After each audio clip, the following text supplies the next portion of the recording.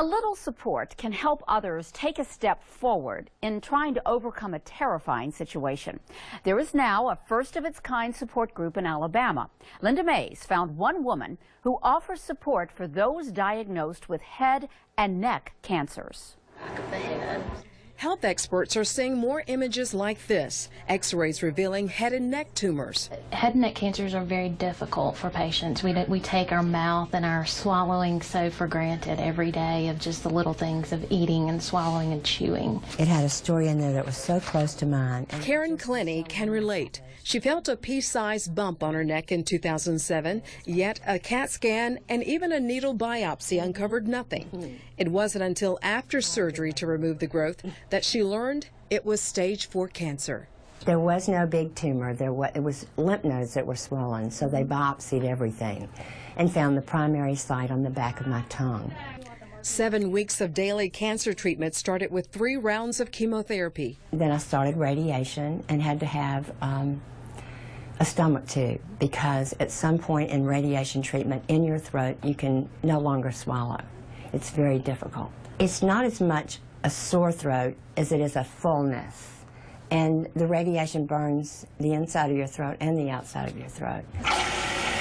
The 66-year-old wife, mother, and grandmother could only swallow water then.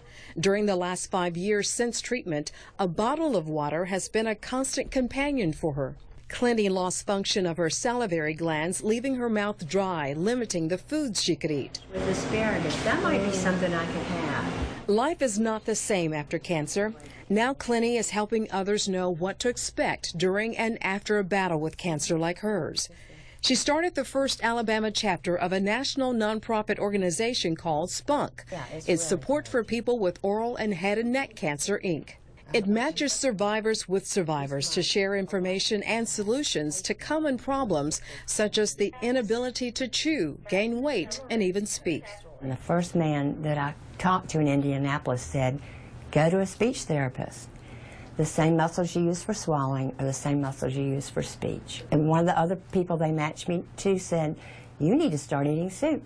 So she sent me a bunch of soup recipes, and that kept me alive. The local support group started in July 2012 and meets every third Tuesday of the month. So far, a small group of 11 people attend, but Clenny says it's the sharing of their experiences that makes a big difference in their lives.